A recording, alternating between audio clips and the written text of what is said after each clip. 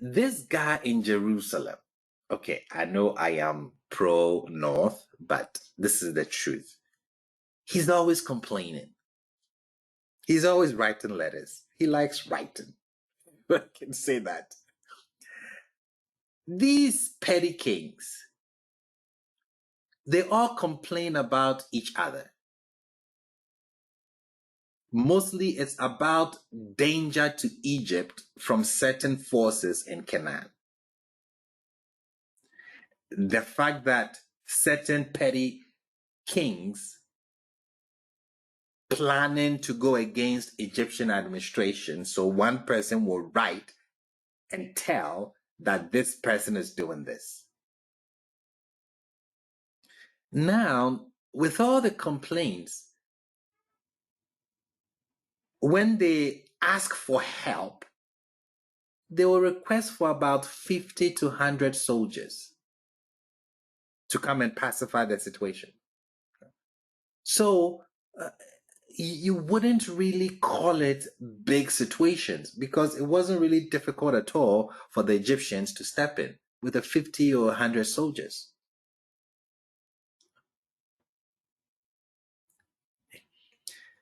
So this is what was going on. Mr. Shansi said they were snitching. That's the word I'm looking for. Yes, snitching. Big snitches. What's the name? Labayu. His name is referenced in 14 Amarna letters. We have 37 of them. In 14 of them, this guy's name is mentioned. This dude from Shechem. His name is used 32 times. So he seems to be a troublemaker.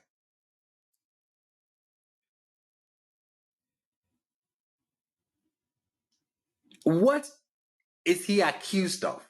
Well, let's read a letter from himself going to the Pharaoh, and we'll see things that he claims he didn't do that they're accusing him of doing. So we're going to read EA 254. Let me explain how you read the letters. So EA means El Amarna. 254 is the letter number. So we're looking at letter number 254. Remember, there's 370 of them. And then the 6-10 is the line numbers, like your chapters and then your verses. Okay. So when I send you the link and you're looking through the letters, this is how you read them. EA letter 254, lines 6 through 10. And then we'll read 10 through 15. What does Labayu say? To the king, my lord, and my son, S-U-N, thus Labayu, your servant, and the dirt on which you tread. I fall at the feet of the king, my lord, and my son, 7 times and 7 times. I have obeyed the orders that the king wrote to me. Who am I that the king should lose his land on account of me? The fact is that I am a loyal servant of the king. I am not a rebel. I am not delinquent in duty. I have not held back my payments of tribute. I have not held back anything requested by my commissioner. He continues. He denounced me unjustly, but the king, my lord, does not examine my alleged act of rebellion. Moreover, my act of rebellion is this. When I entered Jezreel, I kept on saying, everything of mine the king takes, but where is what belongs to Milkilu? That would be the ruler of this place. I know the actions of Milkilu against me. Moreover, the king wrote for my son. And so when I did not know that my son was consulting with the Apiru. Interesting word there. We know what it is.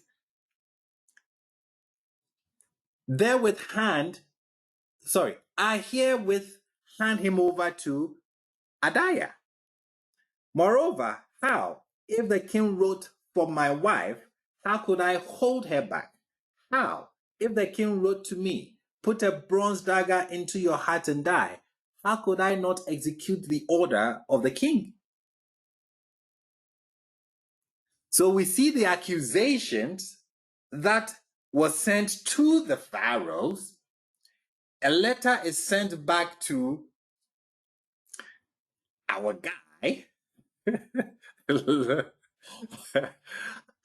I call him the Goliath of Shechem. That's my nickname for him.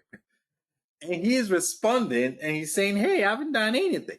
You know, I mean, anything that you ask of me, I've done. I have not withheld taxes or anything.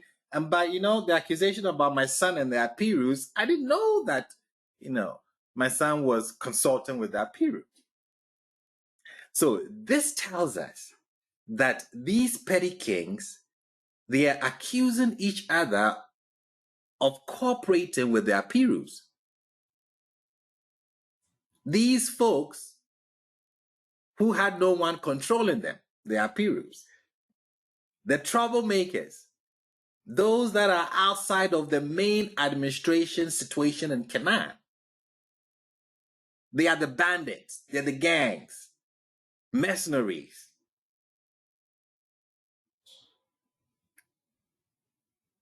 So they're snitching on each other. Labayu says there's no truth in this. Do you think he's telling the truth?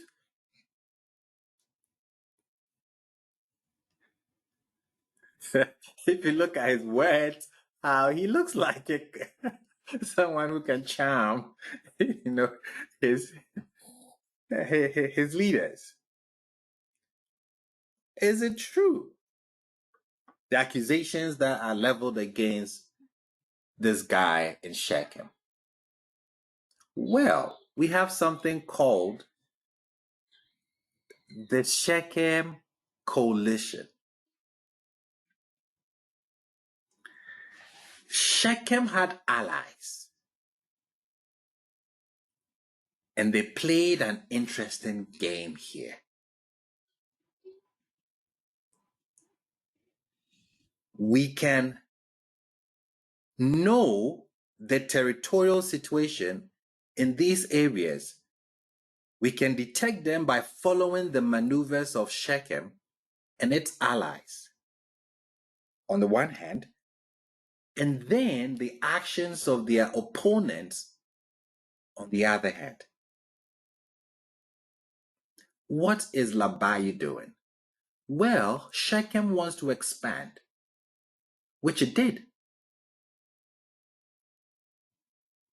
The gray on the map, they are pro-Shechem. The dark gray, they are anti-Shechem.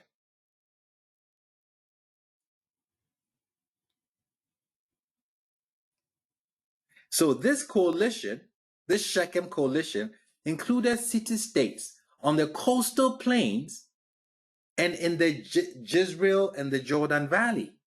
I put two maps there so you can, when I'm speaking, you can go back and look where these valleys are. You would see Labayu's strategy. You will see how Shechem is moving around. So you have Shechem big there in the middle. What does it do? Shechem goes and forms an alliance with Giza. He's expanded. Now, Giza is located on the international road that led from Egypt to the north. Giza was one of the most important city-states in Canaan. There was another road that headed east into the highlands near Jerusalem. And Giza controlled the fertile Ireland Valley.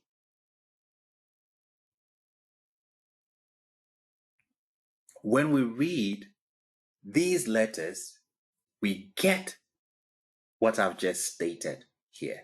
The alliance between Shechem and Giza. Well, our friend Labayu is not always nice. At a certain point, he entered Giza and intimidated its ruler.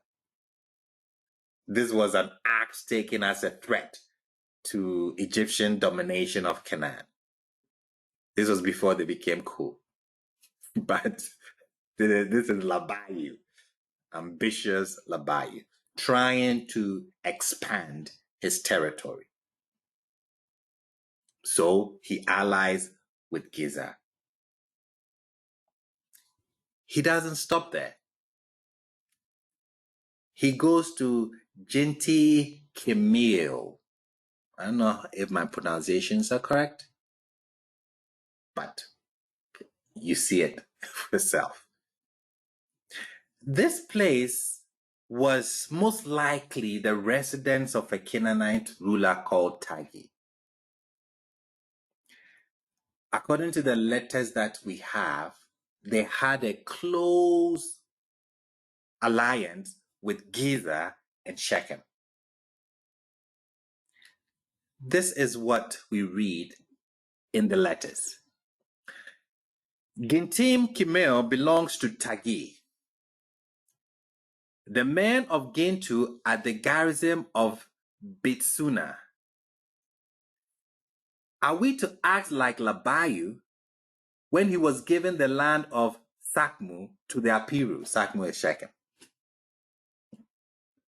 Okay. Guess who is writing this letter? The Southern Tattletale.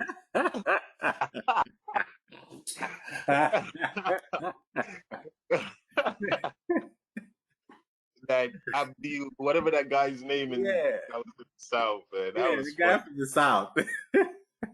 The petty king in the South. He's writing this to the Pharaoh. Okay.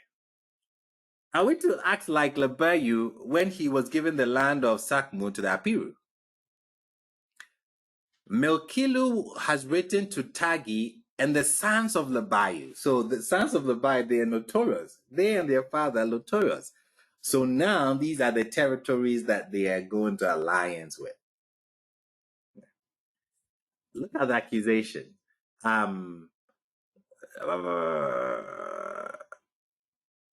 Grant all their demands to the men of Giltu, and let us isolate Jerusalem. That is what they are saying. That's the accusation.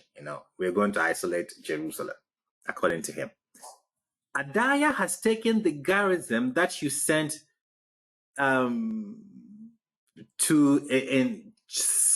in Tyre, charge of Yaha. He has stationed it in his own house and has sent 20 men to Egypt. May the king, my lord, know that no garrison of the king is with me.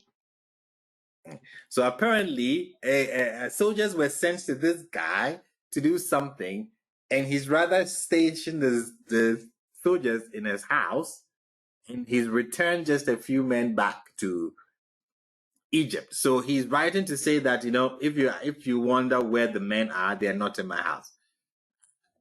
No, just snitching, like pretty much.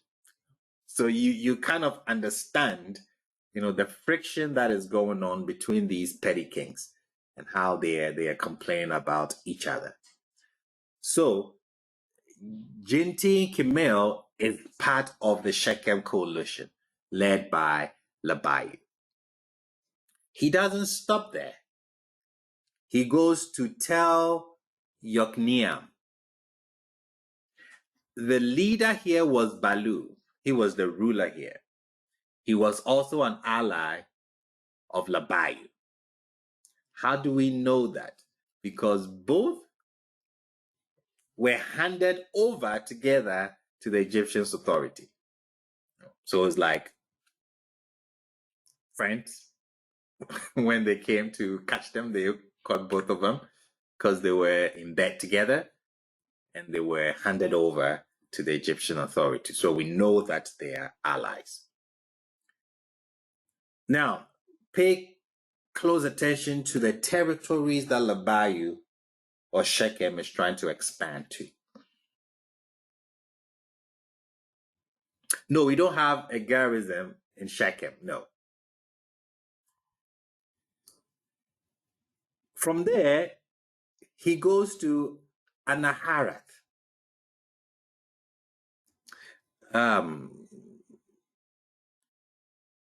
Oh, I did not put the star where it was supposed to. But we have two letters coming from here. And the ruler there is complaining that enemies of Labayu attacked him and conquered his towns. An indication that the two rulers were allies.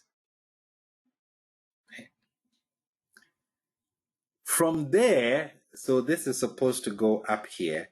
Let me fix that for the class. It's not supposed to be at the bottom here. It's supposed to be here rather. Let me move here.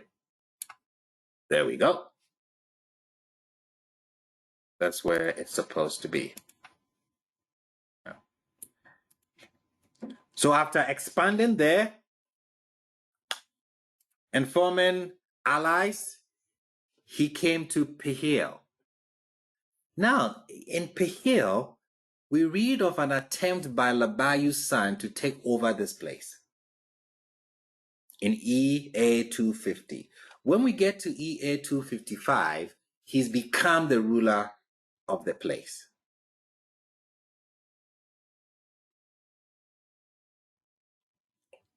So, Pahel is actually an ally, father-son. So he's an ally of, yes, I did change the slide, sorry. So he's an ally now of Shechem, father and son team. We also know that the place up north near Damascus, Ashtaroth, also cooperated with Shechem, Gezer, and Pihel. How do we know that? We have this letter here.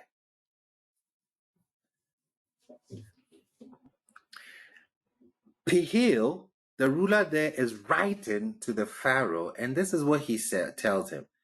Just ask however I pronounce that name, whether after he, that is, when he was attacked, I went to the aid of Astatu. That's how they're pronouncing it in whatever tongue they're speaking.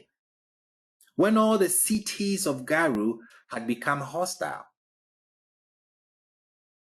So Pihel is going to Ashtaroth to go help Ashtaroth because his neighbors have become hostile, telling us that these two here are also allies of Shechem, of Labayu. He doesn't stop there. He moves on to Shimnon. Now, Shimnon is not mentioned in the letters of the opposing coalitions. He's not mentioned. But the events related to the capture and killing of Labayu indicates that Shamuna, that's how they call it in their tongue, acted on his side. When you read 245, EA 245, you would get the picture that they were allies.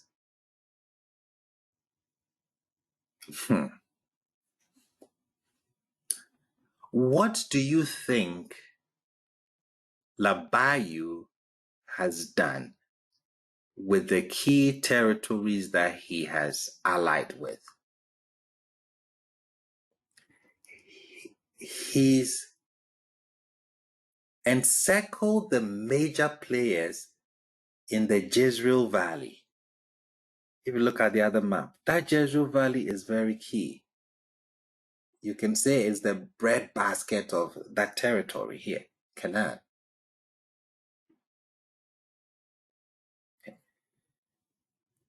He's got opposition in that territory. Megiddo is not on his side. Megiddo was actually a bitter enemy of Labayu.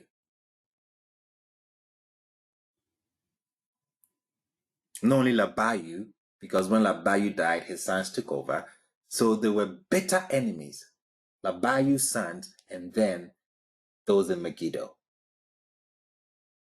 And Megiddo was physically threatened by Labayu and his sons. Rehob is also not an ally. He's an enemy of Shechem.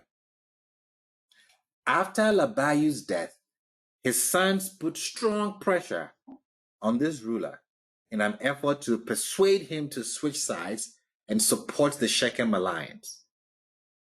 He refused, and then he reported the threats that they were giving him to the Pharaoh. Hazor was also an enemy. Hazor is the largest and hence the most populous city in Canaan when we look at the late Bronze Age. There was a letter that was sent from Hazor to the Pharaoh, which referred to hostilities between Hazor and Ashtaroth, right next to it, to the right. Why was there hostilities? Well, there was an international road that passed from Bet-Shean, the Egyptian administrative center.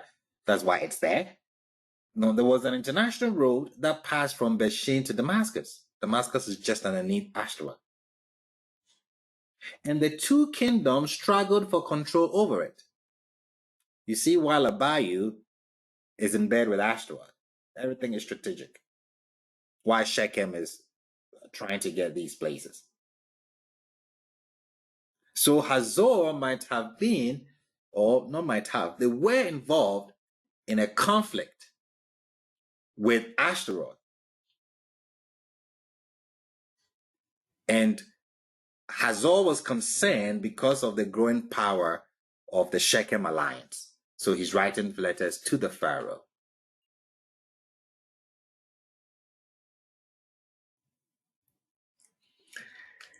In summary, Labayu attempted to expand diplomatically and militarily from the highlands of Shechem in all directions. All those stars was what he was able to achieve. At the peak of its maneuvers, the Shechem coalition dominated large and important parts of central Canaan. It controlled important sections of the international road leading from Egypt to Syria and Mesopotamia on the coastal plain and the Basha, as well as a section of the King's Highway in Transjordan. So this coalition put pressure on the Egyptian stronghold at Bet-Shean, and it threatened to disconnect it from the Egyptian centers of Jaffa and Gaza all the way down there.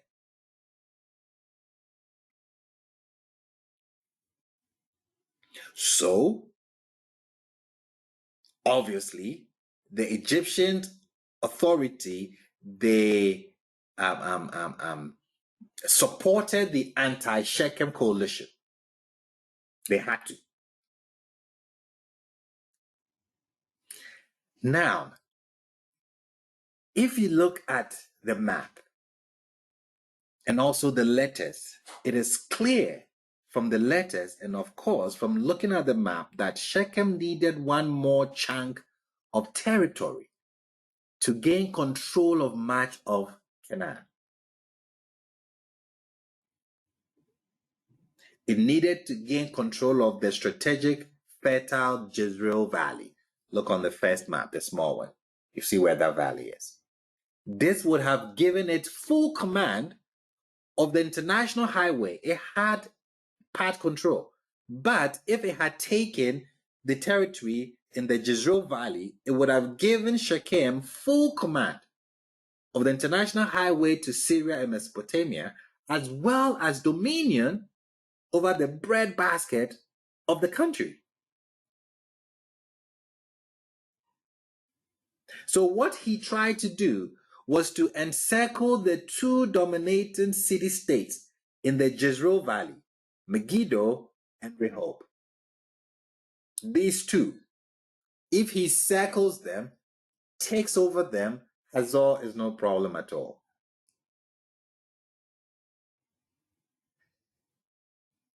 Shechem's strategy, or Labayu strategy, was to win over the city-states to the north of the valley and put direct pressure on the cities of that valley. He was able to do a bit of that. Because we have a letter that shows that he drove a ruler whose name was Yashdada or Yashdata, however I want to call it, who was an ally of Megiddo.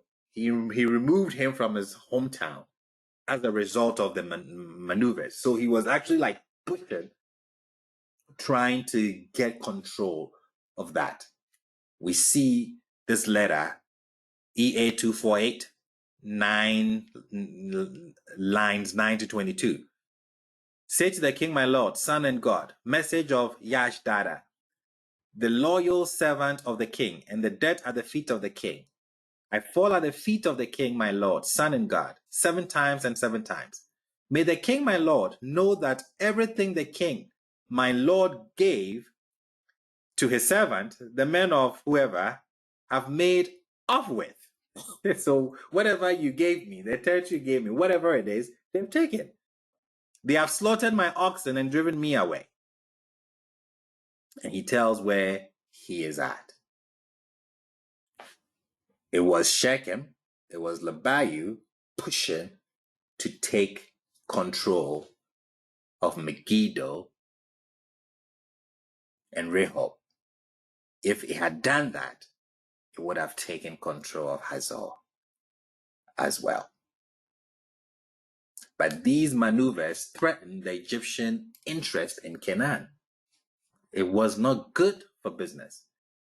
And the Egyptian authorities reacted by demanding the arrest of Labayu and his allies, and that they report before the Pharaoh. Labayu was captured and killed, but his death did not alter the situation. His sons, one of whom ruled at Shechem and another at Pihil, followed their father's aggressive policies. The sad thing is that we don't know how Egypt finally managed to break the Shechem, Giza, Pihil coalition. It remains unknown. So this is how Shechem actually got bigger, because it expanded to take territories from Egypt.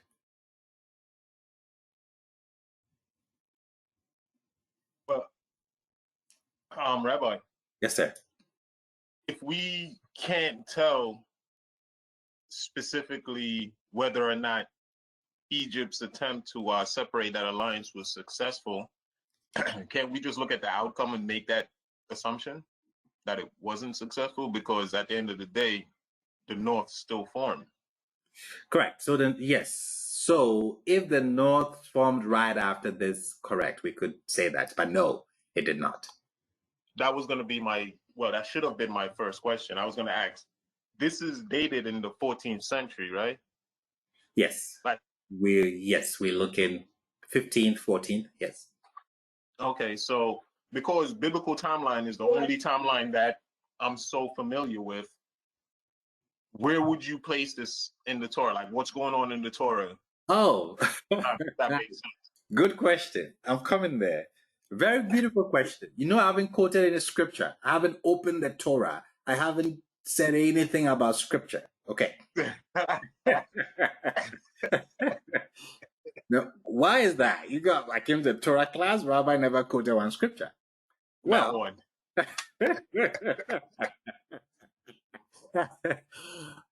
the Shechem affair in the Amarna period sheds light on the process that took place in the same region several centuries later. No. That is the rise of the northern kingdom of Israel in the early phases of the Iron Age. The Iron Age you're looking at from the 1550s. Then, okay, it's important. Had Shechem succeeded in taking over the Jezreel Valley and the territories immediate to its north, it would have established domination over the same areas that were ruled several centuries later by the northern kingdom in its early days. It's important. If Shechem had succeeded, if we go back, if Shechem had succeeded, it would have ruled over the same territories that when Israel came on the stage, that is the north, Shechem would have ruled over the same territories if it had succeeded with its maneuvers. If he had taken over the Jezreel Valley and the territories immediate to its north. Rabbi, go ahead, sir. So the fact that the North isn't as old as this time period is the conclusion we could draw that Egypt was successful in breaking it up, stopping him from taking it over so quickly. Yes. Okay. So I think you already answered this question, but for verification, how far is the distance between what we're reading here with Labayu and Saul? What are we talking about? Hundreds of years, 200, 300, 400? Saul is going to come. Let me bring this here. Let's go ahead of our class.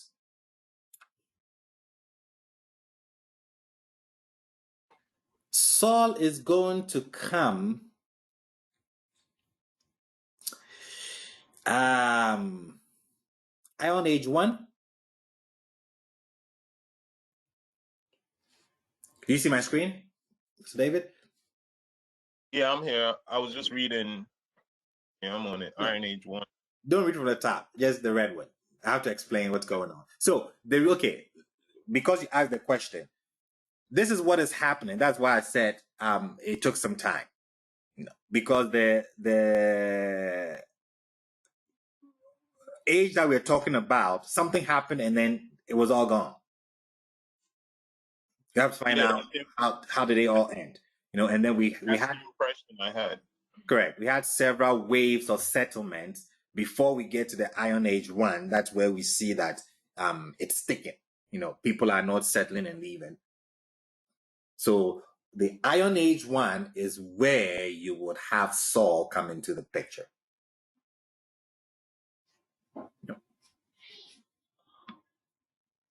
Okay. Yeah.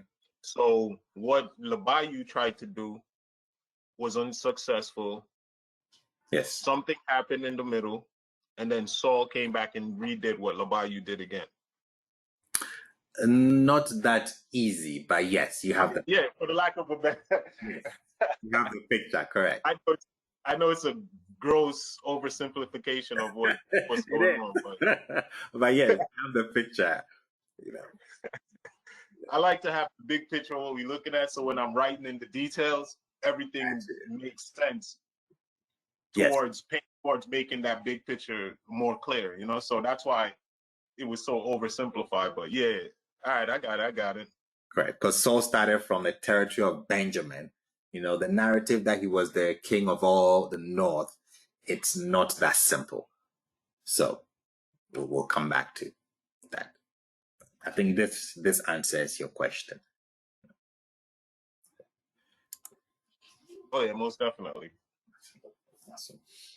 Okay. So if Labayu had succeeded, he would have dominated the same place, the same territories that the northern kingdom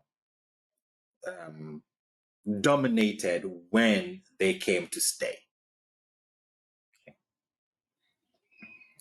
Okay, now to answer Mr. David's second question.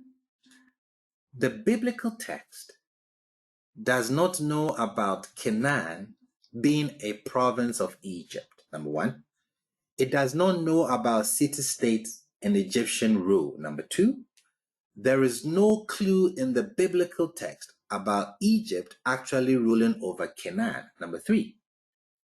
There is no memory in the biblical text of the 14th century BCE. None. Zilch. Zero.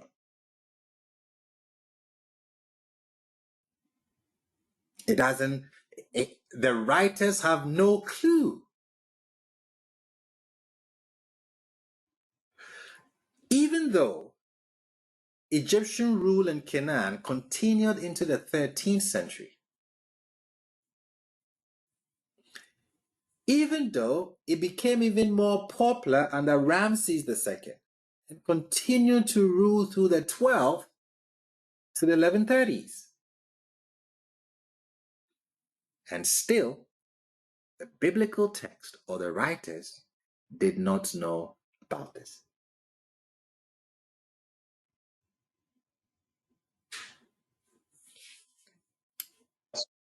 Rabbi, that's interesting, man, because that's why I was asking, how far did Egypt rule? Because prior to this, the only exposure I have from Egypt being an empire or anything was what the Torah says. Correct. And if you read Torah, Egypt has nothing to do with Canaan except for that one pharaoh, Shishonek, or whatever they called him. Oh, that was the only time. Shishak. Yeah. That's like, once we got out of Egypt, that's the only connection the Torah gives you to Egyptians being in Egypt's land, or the only time they refer us being back in the land of Egypt is from a state of exile when we're running from something. Yep. So once we take out those two instances, you would assume, or you would think, that Egypt pretty much never come to the north. They just never went outside their book. They didn't have any empire ambition. But here you're painting a picture where it ruled all the way up till, I think Jay had said, all the way up to like, what's that, Syria. And they held it for a pretty long time. Oh, yeah. Yeah, the Assyrians was fighting against them. That's where the Assyrians was fighting them at. They wasn't fighting them in Egypt. They were fighting them up near Israel. Like Egypt has been a major player in that area for centuries. It didn't stop until the Romans came in. That was like some of their last. They had smaller strongholds up into them, but that's the thing. Like, the biblical text is not interested in history. That's interested in it is a theological representation of a people's struggle with humanity and their divine being. That's what the text is. It's not about history. It's a lot of stuff the biblical text does not even mention. That's a glitch in our community, man, because I'm coming from a perception or coming from an idea where the Torah is history, and not, it's history from a perspective of the Hebrews. So if you never came in contact with the Hebrews, they're not going to write about you. That's how I look at it. But even that statement is not all the way accurate then, because here a whole 14th century is missing. Yeah, true. 14th, 13th, 12th, 11th. The date of the Exodus, like Mr. Jason said, the date of the Exodus, the 13th century, where Merneptah mentions Israel.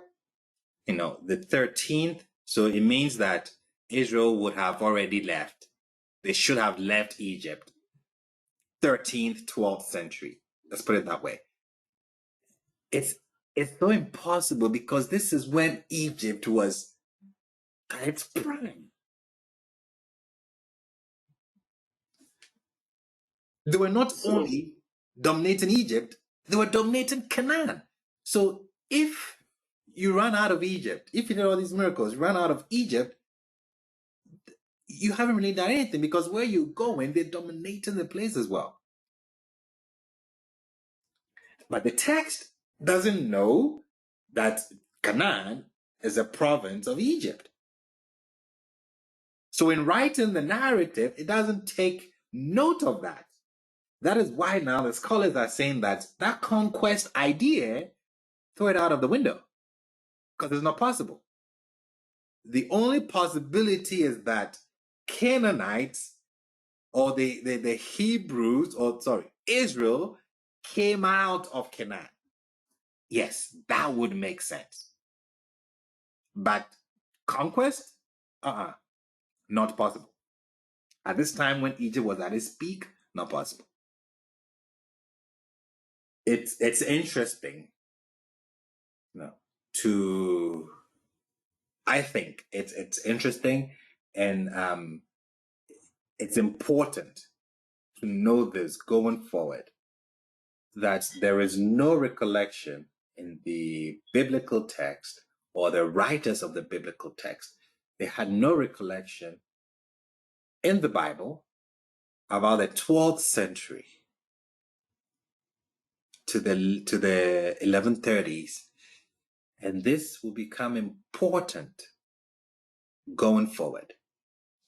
When the oral traditions come into play, when the Southern pen is now telling the stories, it has to tell the stories of two brothers. Clearly, what we've seen, they were never brothers.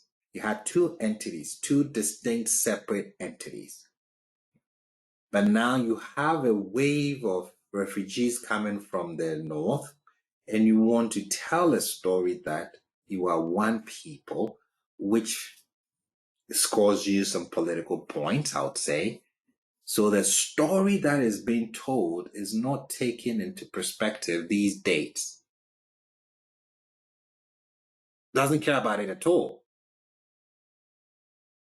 We'll look at the traditions coming from the north, and you'll see that Jacob, in the earliest layers of the Jacob narrative, which is a northern tradition, his wanderings were only in the north, Shechem and the rest.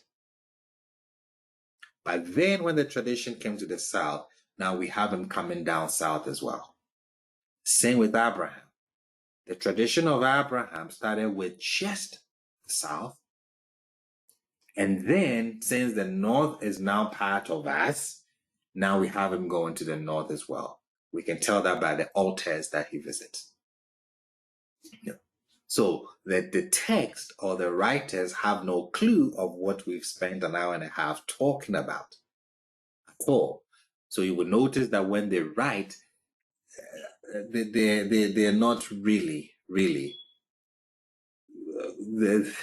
they're not really cautious about dates that they're given.